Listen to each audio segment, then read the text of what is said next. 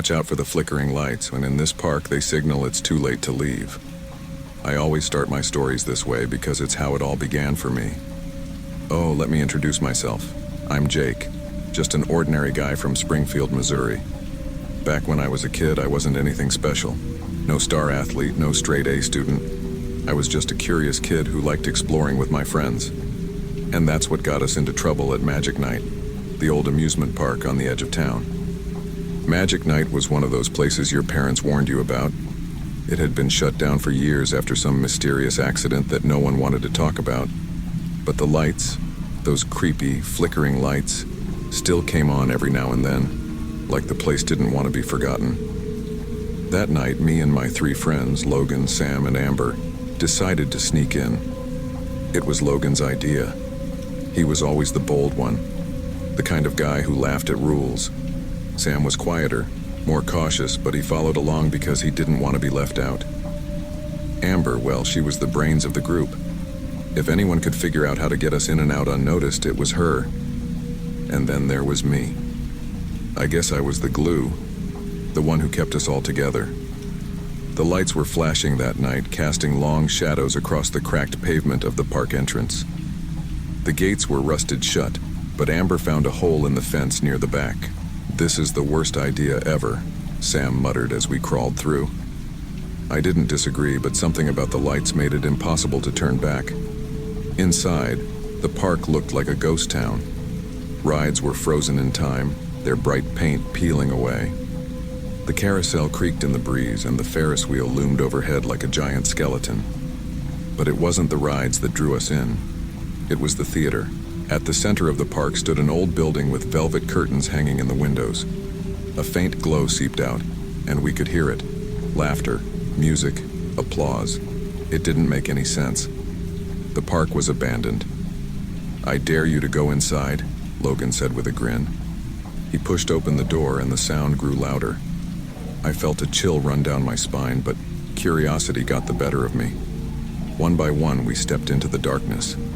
The inside of the theater was alive. That's the only way I can describe it. The seats were packed, the chandeliers glittered, and the stage was bathed in a warm spotlight. But something wasn't right. The audience wasn't moving. They sat perfectly still, their eyes fixed on the stage, their hands poised mid-clap.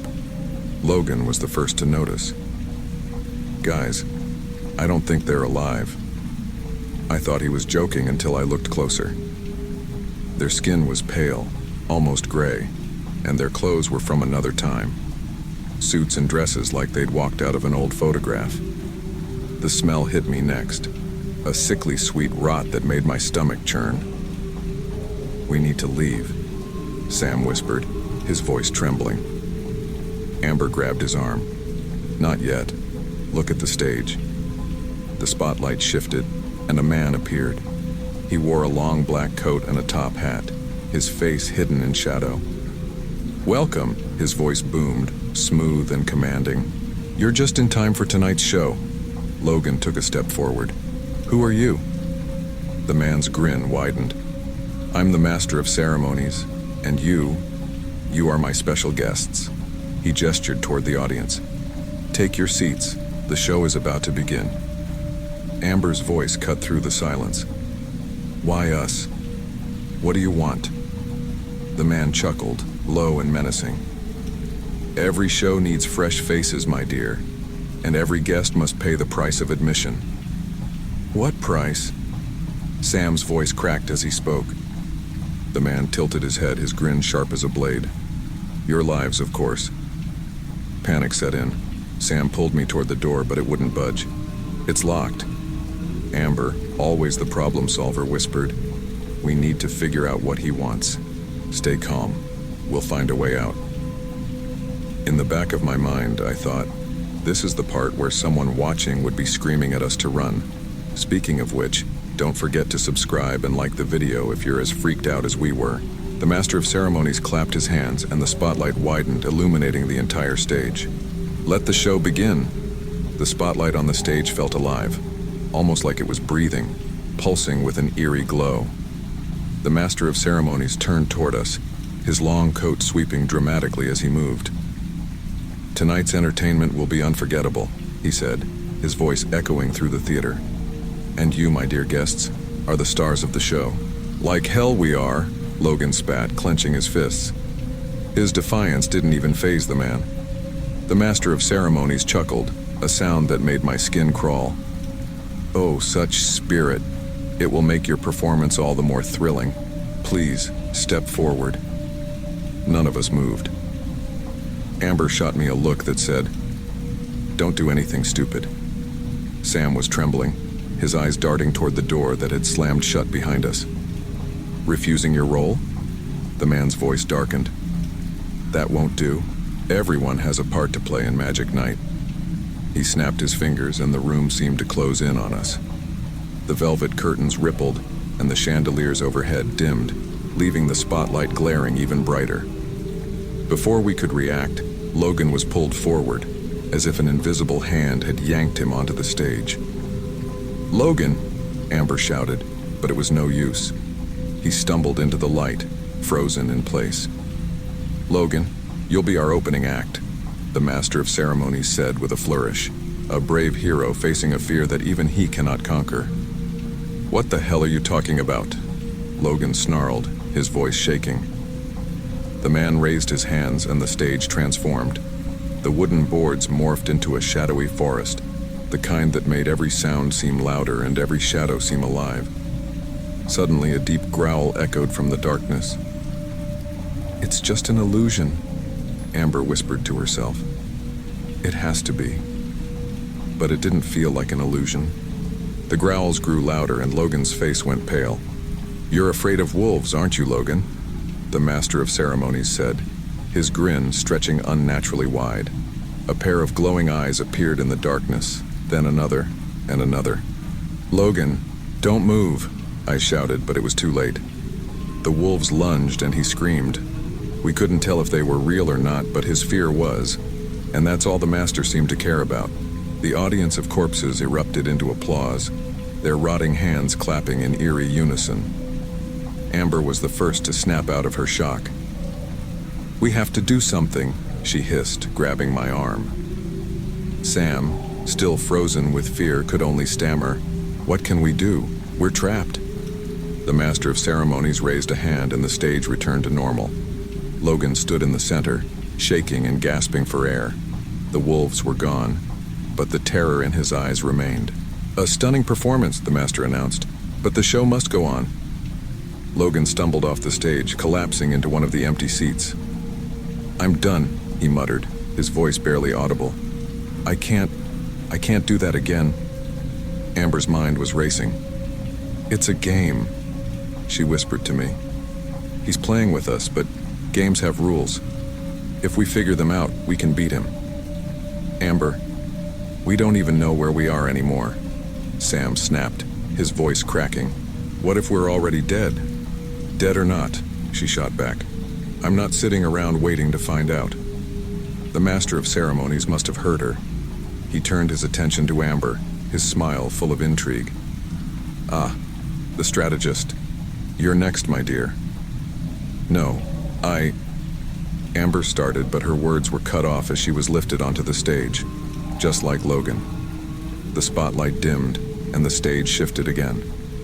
This time it became a dimly lit library, its shelves towering and endless. Books flew off the shelves, their pages flipping wildly. A faint voice whispered, "Choose wisely, or face the consequences." Amber hesitated, her sharp mind visibly working overtime. "It's another fear," I said, piecing it together. "He's making us face our worst fears." Sam grabbed my shoulder. "We have to stop him before it's our turn." Amber reached for a book, but the whispers grew louder, warning her of a mistake. She froze, torn between choices, the fear of being wrong etched across her face. The audience was waiting, their hollow eyes unblinking. I clenched my fists, heart pounding. Somehow, we had to figure out a way to end this nightmare before it consumed us all. Amber's hands hovered over the books, the whispers echoing louder in the theater. I could see the tension in her face. She didn't just fear making a mistake. She feared what the mistake would cost us. "Amber," I called out. It's not real. Whatever he's showing you, it's just a trick." The master of ceremonies let out a low chuckle, his voice dripping with mockery. "A trick, you say? Oh, my dear boy, the fears are real. They always are." Amber's breath quickened. She reached out for a book, her fingers trembling, but then she stopped. Her eyes met mine, and in that moment, I knew she wasn't going to play his game. "No," she said softly. "I'm not doing this." The master of ceremonies froze, his smile faltering for the first time. "Excuse me?" Amber stepped back from the bookshelf, her voice steady. "You want us to believe we're powerless, but we're not. This is all your illusion, and I'm done playing along." The audience of corpses hissed and groaned, their applause turning into an unsettling roar. The master of ceremonies scowled, his calm demeanor cracking. "You think you can defy me? No one defies me." But Amber's defiance sparked something in us. Logan stood up, shaking off his terror. Sam grabbed my arm, his fear giving way to determination. Together we ran toward the stage, joining Amber in the spotlight. "You wanted a performance?" I shouted, my voice echoing through the theater. "Then watch this." The theater began to tremble, the chandeliers swaying wildly. The master of ceremonies shouted something, but his voice was drowned out by the sound of cracking wood and shattering glass. The audience of corpses rose to their feet, their empty eyes glowing with anger. Amber turned to us, her voice urgent. "We need to break the spotlight. It's the source of his power." Logan grabbed a loose plank from the stage and swung it at the light. The beam shattered, and the theater erupted into chaos. The walls crumbled, the audience disintegrating into ash. The master of ceremonies let out an inhuman scream, his form dissolving into shadows. We bolted for the door as the building collapsed around us. The air was thick with dust and the faint echo of laughter. When we finally stumbled out into the night, the park was silent. The flickering lights were gone, replaced by an eerie stillness. None of us spoke for a long time. It was Amber who broke the silence. "He's not gone," she said, her voice barely above a whisper. I looked down at my hand and froze. A strange mark, like a brand, was etched into my skin, a symbol I didn't recognize. The others had them too. "What does it mean?" Sam asked, his voice shaky. Amber stared at the park behind us, her expression grim. "It means the show isn't over." And as we walked away from Magic Night, I couldn't shake the feeling that the flickering lights would return, waiting for their next performers.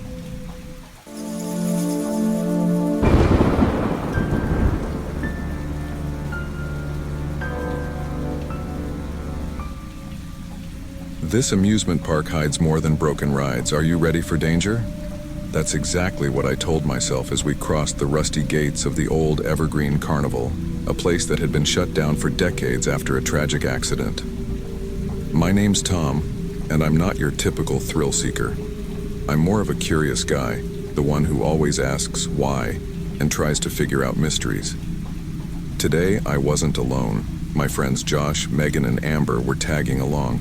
The park looked like it had been frozen in time. Rusted rides groaned in the breeze, faded signs with smiling clowns stared at us, and broken ticket booths were covered in vines. But we weren't here for the typical ghost hunting adventure. We were here for something special, the Crystal Maze, a rumored labyrinth of mirrors at the heart of the park, untouched and eerily pristine. "Do you think it's even real?" Amber asked, adjusting her flashlight. "People on Reddit said it is," Megan chimed in. "They also said no one who goes inside comes out the same." She smirked, but there was an uneasiness in her voice. The deeper we walked into the park, the quieter it became. The laughter of kids and the music of carnival rides were long gone, replaced by the crunch of gravel under our boots. And then we saw it. The entrance to the Crystal Maze stood out, its reflective surface glowing faintly, despite the fading daylight. Above the arch, neon letters flickered. "Discover your true self." "That's inviting," Josh muttered, half joking. I didn't say it out loud, but something about the maze pulled at me. I felt like we were supposed to be here, like it was waiting. "Let's go," I said, stepping forward. The others followed, their footsteps hesitant. The moment we crossed the threshold, the lights inside the maze flickered on, illuminating endless corridors of mirrors that seemed to stretch forever. The sound of the door slamming shut behind us echoed through the halls. At first we laughed. Josh pretended to high-five his reflection and Amber made silly faces at herself. But as we moved deeper, something felt wrong. The reflections were off. Hey, did my reflection just smile before I did? Megan asked, freezing in place. No way, I replied, but I'd noticed it too. The movements weren't matching up perfectly anymore. It was subtle, just a millisecond of delay, but enough to set my nerves on edge. As we continued, the corridors started to feel alive. The mirrors weren't just showing us, they were distorting us. Megan's reflection had this twisted smirk that didn't match her calm face. Josh's reflection seemed taller, darker, almost menacing. This is messed up, Amber whispered. We tried to stick together, but the maze had other plans. Glass panels slid into place, separating us. I yelled for the others, but all I could hear was my voice bouncing back at me. Stay calm, I shouted. The mirrors responded, my own voice echoing, Stay calm, Tom, stay calm. Then came the whispers. Low, indistinct murmurs seemed to come from all around me. I spun, trying to find their source, but there was nothing. Just my reflections, each one smiling a little wider than the last. And then I heard Megan's voice, distant but clear. Tom, over here. I followed the sound, my heart pounding. But as I turned the corner, I didn't find Megan. I found her reflection in the mirror, grinning at me like she knew something I didn't. The further I ventured, the louder the whispers grew, circling around me like a twisted symphony. My flashlight flickered, casting distorted shadows of my own reflection. That's when I saw him, my reflection but not me. He stared back with dark, hollow eyes, and his grin was razor sharp. Who are you? I whispered, my voice trembling. He tilted his head, mimicking me but exaggerating every movement like a cruel mockery. Then he spoke, his voice eerily identical to mine. I'm you, Tom, the real you. Isn't this what you've always wanted? What are you talking about? You've always felt it, haven't you? The fear, the doubt, the need to escape who you are. But here, you don't have to run. Just follow me to the center, and all your pain will disappear. I stumbled back, but the mirror wasn't solid anymore. It rippled like water. His hand reached out, claw-like, trying to pull me in. I turned and ran, the corridors shifting around me as though the maze itself was alive. Meanwhile, I could hear Megan and Amber screaming in the distance. Josh's voice was muffled, his shouts blending with the whispers. Every turn I took brought me face to face with more reflections, each more twisted and grotesque than the last. One mirror showed Megan, tears streaming down her face as her reflection laughed maniacally. Another showed Josh, his reflection pounding on the glass like it was trapped inside. Amber's reflection waved at me, her eyes unnaturally wide, her smile stretching beyond what was humanly possible. Then I heard Megan's voice again, clearer this time. Tom, help me. I sprinted toward the sound, bursting into a circular chamber surrounded by mirrors. Megan was there, but she was different. Her reflection wasn't moving in sync. It's not real, I shouted, but she didn't respond. Her reflection grinned and stepped out of the mirror, dragging her toward the center of the room. The center of the maze was nothing like I'd imagined. The walls were lined with shattered mirrors, their jagged edges catching the faint light. The reflections were gone, no longer mimicking us, but moving freely, each one a twisted version of who we were. I found Amber first, huddled in a corner, her eyes wide with terror. They're inside my head, she whispered. They know everything, Tom. They know everything. Josh was nearby, pacing frantically, muttering to himself. His reflection stood behind him, mocking every move he made. We need to leave, I yelled. Amber pointed to the largest mirror in the room, its surface dark and rippling. That's the only way out, she said, her voice trembling. The reflections started to close in, their grins widening. One of them spoke, a deep, distorted voice. You don't leave the maze leaves you. I didn't understand what it meant, but there wasn't time to think. I grabbed Amber's hand and ran toward the mirror, shouting for Josh to follow. He hesitated, his reflection whispering something to him that I couldn't hear.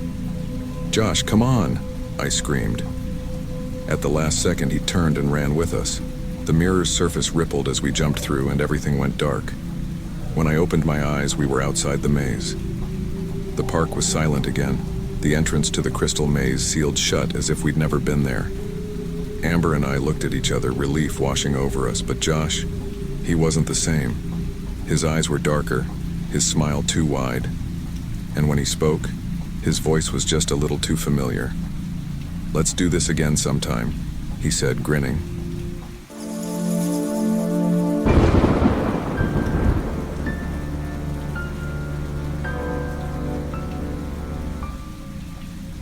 Would you dare step onto a carousel where no one comes out the same?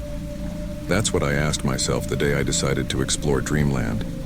You see, Dreamland isn't just some abandoned amusement park. It's a place with a reputation. Stories of people disappearing, strange music playing at odd hours, and shadows moving where no one should be. Before I get ahead of myself, let me introduce myself.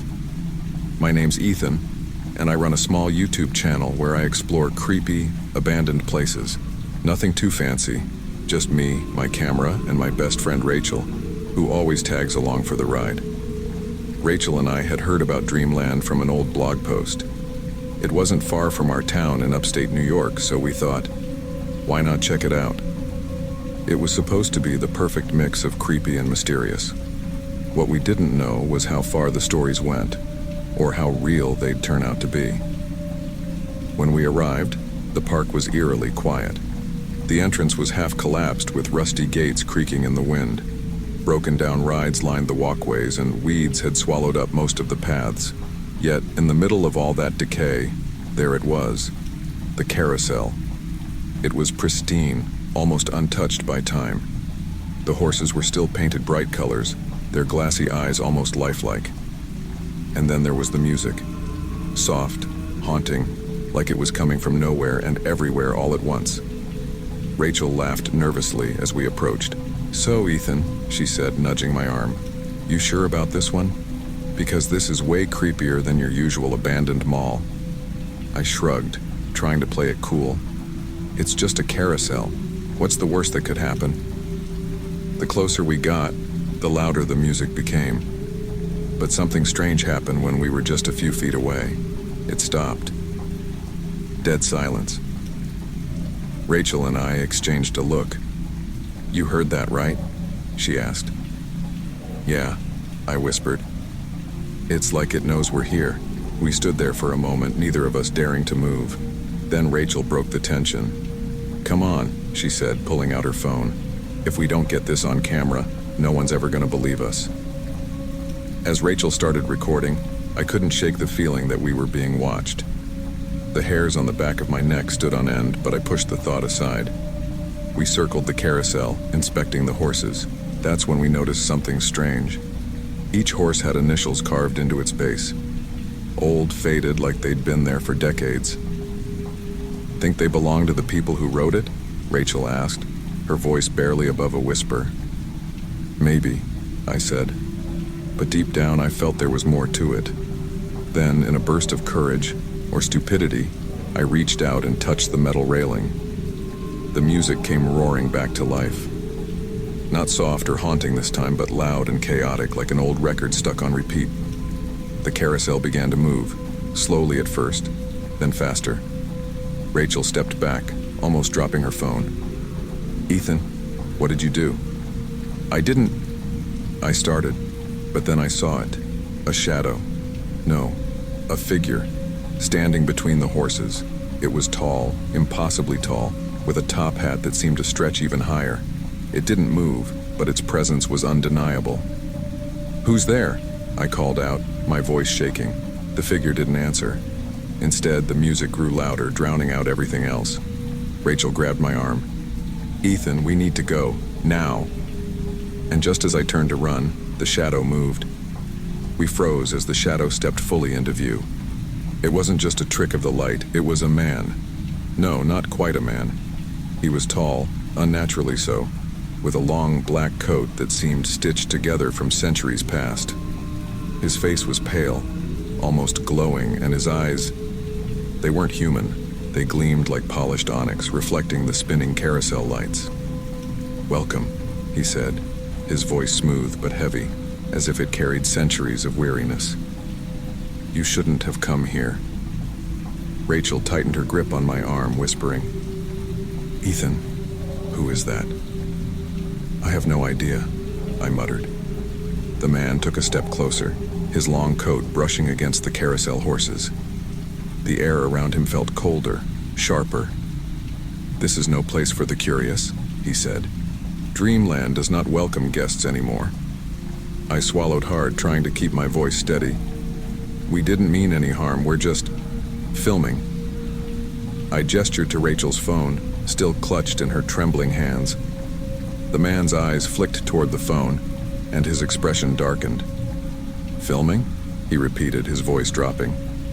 "You think this place is a spectacle? Something to be shared and mocked?" Rachel stepped forward, her voice firmer than mine. "We're not mocking anything. We just wanted to tell people about this place." The man tilted his head, his gaze piercing. "No one must know about Dreamland," he said, "and no one leaves this carousel without paying the price." Before I could respond, the carousel began spinning faster, the music blaring so loudly it made my ears ring. The horses moved too, not just up and down, but with jerky, lifelike motions. Rachel and I stumbled back, but the man was suddenly in front of us again, as if he'd teleported. "Stay," he commanded, his voice echoing unnaturally. "You've already begun the ride." The carousel spun faster and faster, the lights blurring into streaks of color. I felt like I was caught in a nightmare, unable to move, unable to think. Rachel was shouting something, but her voice was swallowed by the deafening music. I grabbed her arm, trying to steady her. "We have to stop this thing," I yelled, my voice barely audible over the chaos. "How?" she shouted back, panic etched across her face. I looked around, desperate for anything that could help. My eyes landed on a control panel near the base of the carousel. It was old, covered in rust and grime, but it was the only thing that made sense.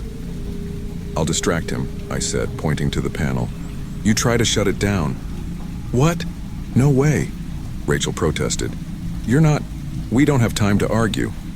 I cut her off. Rachel hesitated, then nodded, her face pale but determined.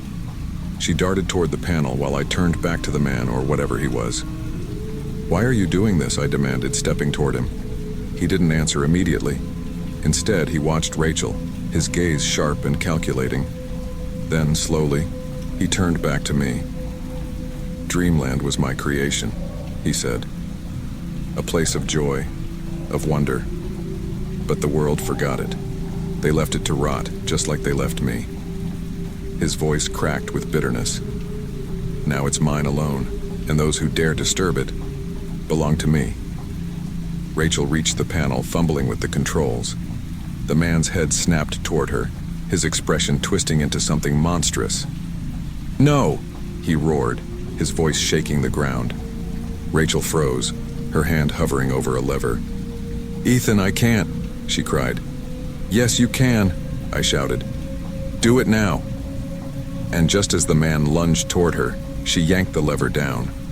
The carousel screeched to a halt, the music cutting off mid-note. For a moment, everything was silent. Then the man let out a horrifying scream, his body dissolving into shadow as the lights on the carousel flickered and died. Rachel stumbled back, panting. Did it work?" I didn't answer. My eyes were locked on the carousel. Even in the stillness, I could feel it. It wasn't over yet. The silence that followed was deafening, heavier than the music had ever been. Rachel and I stood frozen, staring at the now motionless carousel. Its once bright lights were dim, the horses eerily still, and the shadows that had danced moments ago had vanished. Rachel broke the silence, her voice trembling. "Is he gone?" "I don't know," I admitted, my eyes scanning the area. The carousel looked lifeless, but the air still felt wrong, charged, as if something was waiting. I took a cautious step forward, my instincts screaming at me to run, but curiosity tugging me closer. "We need to leave," Rachel urged, her voice cracking. "Now." I nodded, but as we turned to go, the carousel shuddered. The music restarted, not the chaotic, blaring melody from before, but something softer, slower, almost mournful. "What's happening?" Rachel whispered. Before I could answer, the man, the guardian, emerged again. But this time he wasn't alone. Shadows began materializing on the carousel, taking the shape of people, men, women, even children. They stood beside the horses, their faces blank, their eyes empty. The guardian's voice was calm, almost gentle. "No one leaves Dreamland," he said. "Not truly." Panic surged through me. "We stopped it," I shouted. "You're gone. You stopped nothing," he interrupted, his tone unwavering. "This carousel is not a machine. It is alive just as I am, and it does not let go." The shadows stepped down from the carousel, moving toward us with slow, deliberate steps. Rachel grabbed my arm, pulling me back. "Ethan, we have to go." I hesitated, my eyes darting to the camera Rachel had dropped earlier.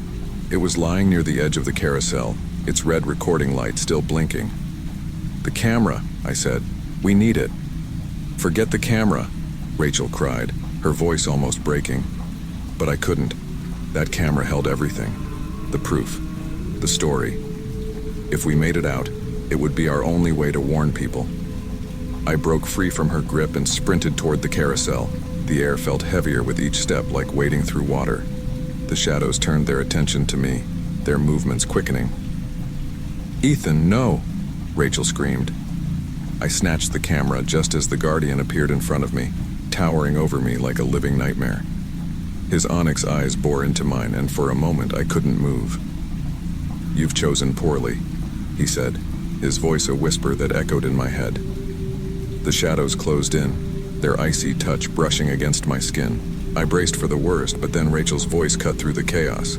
"Hey, over here!" she yelled, waving her arms wildly. The shadows hesitated, turning toward her, giving me the chance to break free. I didn't think, I just ran. Rachel and I bolted for the park's exit, the shadows chasing us but never quite catching up. When we finally burst through the broken gates, the cold air of the outside world hit me like a punch. The shadows stopped at the edge, retreating, as if bound to the park. We didn't stop running until we reached the car. Only then did we collapse, gasping for air. Rachel looked at me, her face pale. "Please tell me we're never going back there." I held up the camera, its red light still blinking. "Not a chance," I said. As we drove away, I glanced in the rearview mirror. The carousel was spinning again, its haunting melody faint but unmistakable.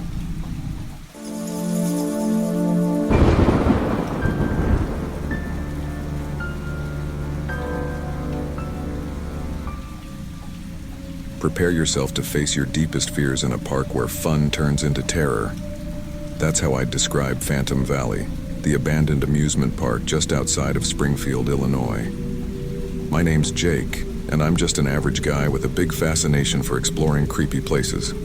Along with my best friends Mike and Sarah, we run a small YouTube channel where we document our adventures in forgotten spaces. We don't do it for fame. We just enjoy sharing the thrill with others who love a good scare. This time, we had set our sights on Phantom Valley. The park had been shut down for decades after a tragic fire claimed several lives, including children who were reportedly trapped on the ghost train ride. Locals whispered about strange noises and sightings, and that alone made it the perfect spot for our next video. Walking through the gates, we were hit with an eerie stillness. The once colorful attractions were now faded and rusted, vines twisting through the skeletal remains of roller coasters. The ghost train, however, stood surprisingly intact. Its peeling paint and broken windows gave it a menacing look, as if daring us to come closer. "This is gold," Mike said, setting up his camera. "The viewers are gonna love this." As we filmed the entrance, I felt a shiver run down my spine. Then we heard it. Soft, high-pitched laughter. It echoed faintly, almost blending with the creaks of the rusty rides. The three of us froze. "Did you hear that?" Sarah whispered, gripping her flashlight. We nodded silently, scanning the area. There was no one else around. The gates were locked, and the overgrowth made it clear we were the first ones to step foot here in years. "This is going to be the best footage we've ever gotten," Mike said, a nervous excitement in his voice. We had no idea what we were walking into. We stepped into the ghost train, the air thick with the smell of mildew and decay. The walls were lined with cobwebs, and the faded remnants of creepy carnival music played faintly from some unseen speaker, distorted and off-key. Wax figures of ghouls and skeletons stood in crumbling displays, their features warped from years of neglect. "Creepy as hell," Sarah muttered, filming the eerie surroundings.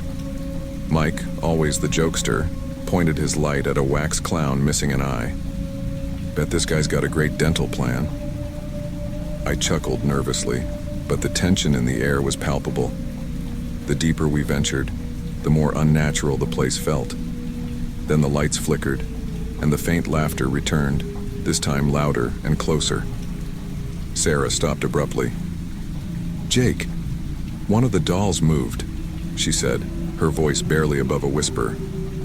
I turned, my flashlight scanning the shadows. In the dim light, I could see a wax child in a corner, its head tilted, as if watching us. But hadn't that corner been empty before? "It's just your imagination," Mike said, but he didn't sound convinced. "Come on, let's keep going."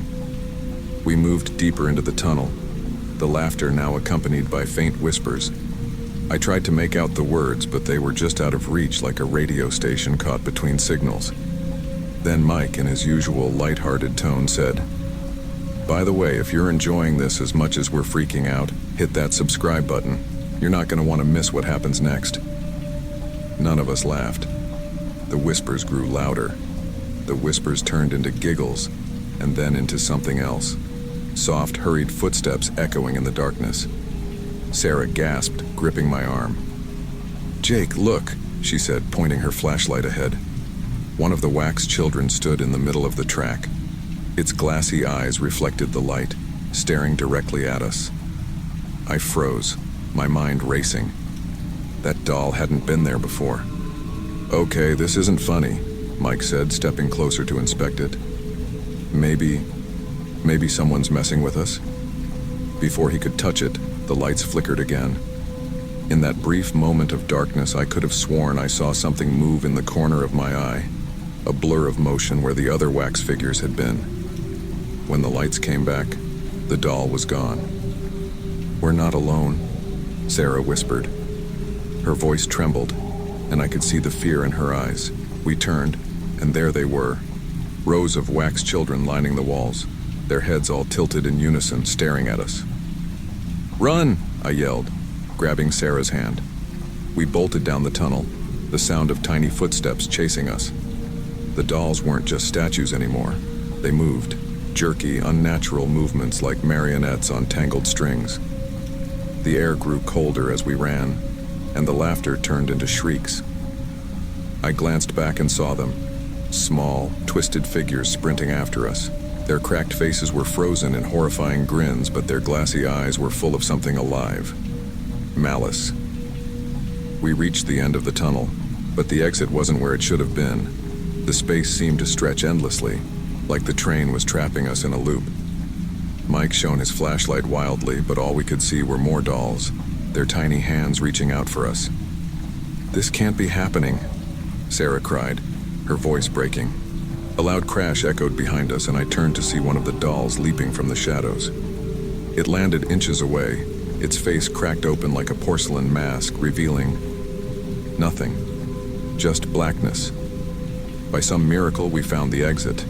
We burst out of the train, gasping for air, and didn't stop running until we reached the parking lot.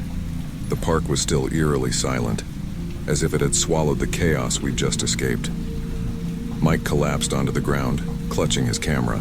"Tell me we caught that," he panted, rewinding the footage. As he scrolled through the video, his face went pale. "Guys," he whispered, turning the screen toward us. "Look."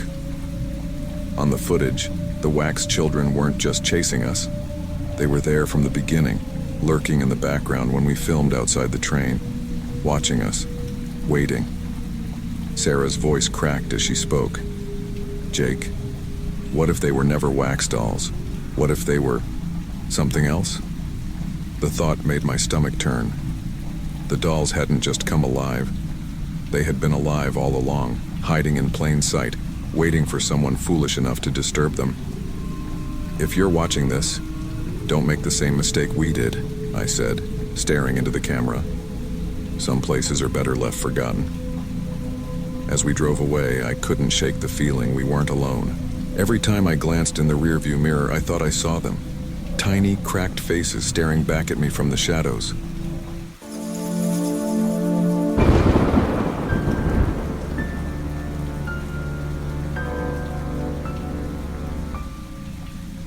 Discover the dark secrets behind the world's creepiest Ferris wheel. That's how I'd start if this were just another scary story.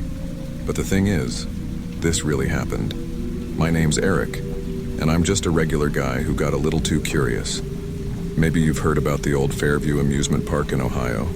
It's been abandoned for decades, but there's one thing still standing: the Ferris wheel. My girlfriend Rachel loves urban exploring. She's the type who'll climb anything just to snap the perfect photo. Me? Not so much. But when she found out about the park, her eyes lit up like Christmas morning. "You'll love it, Eric. Trust me," she said, tugging at my arm. "Imagine the view from the top of that wheel." I couldn't say no. So there we were, standing at the base of a rusted, towering Ferris wheel. Its skeletal frame creaked in the wind, like it was alive. The whole park was silent, just us, the Ferris wheel, and the weight of bad decisions.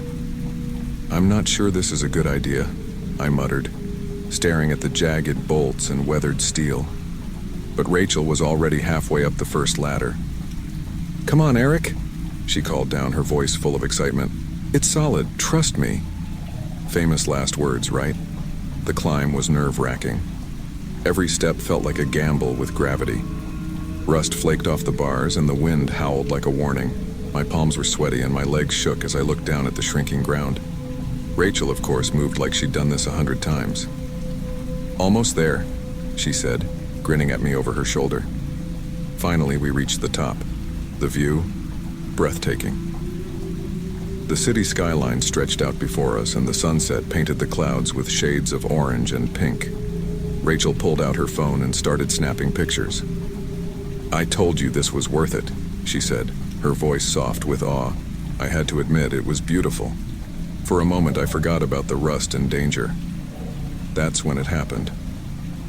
A flicker of light caught my eye, then another, and another. "Rachel, do you see that?" I asked, my voice barely a whisper. Below us, the park came to life. Lights flickered on, illuminating the rusted rides in vibrant colors. The carousel started spinning, its haunting tune echoing in the air. Laughter, high-pitched and childlike, broke the silence. Rachel lowered her phone slowly. "Eric, what's going on?" she asked, her voice trembling. I didn't have an answer. All I knew was that this abandoned park wasn't abandoned anymore. Descending felt like the only option, but every step down the Ferris wheel seemed heavier than the last. The lights below were too bright, too alive for a place that was supposed to be abandoned. Rachel clung to the bars, her breath coming out in quick gasps. "Eric, this doesn't feel right," she said, her voice barely above a whisper. I couldn't argue with her. Something was wrong. Terribly wrong. That's when I saw them. At first I thought my eyes were playing tricks on me, but as we descended, I noticed the seats on the wheel weren't empty anymore. Figures sat motionless in each of them. Their faces were pale and expressionless, their hollow eyes fixed on us. "Don't look at them," I muttered, grabbing Rachel's arm. "Just keep going." But it was impossible not to notice. One of the figures shifted its head following our movements. Its neck creaked like old wood, and a faint guttural sound escaped its lips. Rachel's grip tightened on the ladder, her knuckles white. "What are they?" she asked, her voice shaking. "I don't know, but we need to move faster." My mind raced. trying to focus on getting to the ground. As we climbed, the laughter grew louder, surrounding us, but there was no one else in sight, just those figures. Halfway down, I tried to lighten the tension. "If we survive this, Rachel," I said, forcing a weak laugh, "you better subscribe to my channel and smash that like button for dragging me into this." She cracked the smallest of smiles, but fear quickly reclaimed her face. The descent was far from over.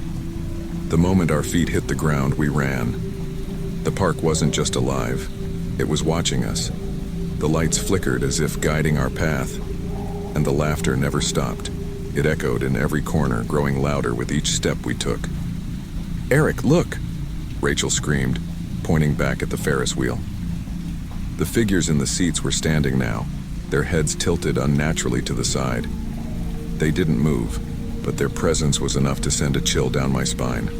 And the wheel, it was turning, slowly, creaking with each rotation. We didn't wait to find out what would happen next. Rachel grabbed my hand and we sprinted toward the broken gates we had entered through earlier. Every sound, the crunch of gravel under our feet, the faint whispers in the air, felt amplified. As we reached the gate, everything stopped. The laughter, the lights, the movement. The park returned to its eerie silence like nothing had ever happened. Rachel turned to me, her face pale. "Did that really just happen?" I didn't know what to say. It felt like a nightmare we'd somehow escaped. But as I glanced back at the Ferris wheel, I saw one last thing. A figure in the highest seat waving at us. Its hand moved slowly, deliberately, as if to say, "Come back anytime." We didn't stick around to find out what that meant.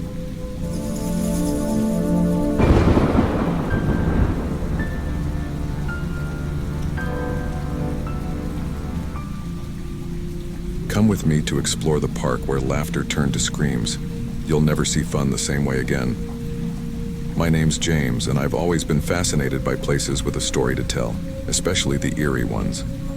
I'm just a regular guy who loves a good scare, and today I'm bringing you along to Mystery World, a once thriving amusement park in Florida. Floodwaters swallowed this place after a hurricane, leaving it abandoned and hauntingly quiet. My friends Emma, Chris, and Matt decided to join me. None of us are experts in urban exploration, we're just curious folks looking for a thrill. When we arrived, the eerie silence struck us. The faded signs and rusted rides gave us chills, but it was the infamous underwater tunnel that really caught our attention. Legends claim something, or someone, lurks there. Most people dismiss the stories, but we wanted to see for ourselves. Walking through that tunnel seemed risky, but it was too tempting to resist. Armed with nothing but our phones for light, we stepped into the darkness, the sound of dripping water echoing around us. The deeper we went, the heavier the air felt. The sound of water dripping from the walls seemed to grow louder, almost rhythmic like a slow heartbeat. It wasn't long before we noticed it, something at the far end of the tunnel. "It's just a shadow," Emma whispered, trying to convince herself more than anyone else. But as we kept walking, the shadow became clearer. A man, tall and still, wearing a wide-brimmed hat. "Maybe it's just a reflection," Chris suggested, though his voice shook. None of us believed it. The figure didn't move, didn't flinch, and yet it seemed to watch us. Matt tried to lighten the mood. "This would make an amazing video. If you're liking the adventure so far, why not subscribe and like? We'll take you on plenty more." We laughed nervously, grateful for the distraction, but the tension in the air was palpable. As we moved closer, unease crept in. Who was this man? Why wasn't he moving? The tunnel seemed to stretch endlessly, and with every step the silhouette loomed larger, more real. The tunnel felt like it was closing in on us. Every step we took seemed to drag the air tighter around our lungs. The silhouette was no longer just a shadow. It was a man, and he was much closer now, even though he hadn't moved. "I swear he was farther away," Emma said, her voice trembling. We all stopped, our flashlights trembling in shaky hands. The figure stood eerily still, but somehow he was closer. The wide-brimmed hat cast a deep shadow over where his face should be, and no matter how hard we stared, we couldn't make out any features. The lights on our phones flickered, their beams dimming for a split second before coming back on. My heart pounded as I whispered, "Let's keep moving. Just don't stop, okay?" We pressed forward, our footsteps echoing louder now, splashing against the shallow water on the floor. Each step felt heavier, as though the tunnel itself didn't want us to leave. When we reached the end of the tunnel, we froze. The man in the hat was no longer at the far end. He was right behind us. Emma let out a scream that echoed through the tunnel as we spun around. The man was there, his presence oppressive and unnatural. There was no face beneath the brim of his hat, just a void, blacker than the darkness around us. The lights on our phones flickered again, this time more erratically. For a moment, the tunnel was plunged into total darkness, and when the lights returned, he was gone. But the relief was short-lived. Matt yelled, pointing ahead. He was back, standing at the tunnel's exit, waiting for us. The water around our feet rippled as though something unseen was moving beneath us. Desperate, we ran for the exit. The closer we got, the farther away it seemed, as though the tunnel stretched infinitely. When we finally burst out into the open air, we didn't stop running until the park was far behind us. Only then did we turn back, breathless and trembling. There, at the entrance of the tunnel, stood the man in the hat, watching us. To this day, I don't know what we saw in that tunnel, but I'll never forget the suffocating fear or the darkness of his empty face.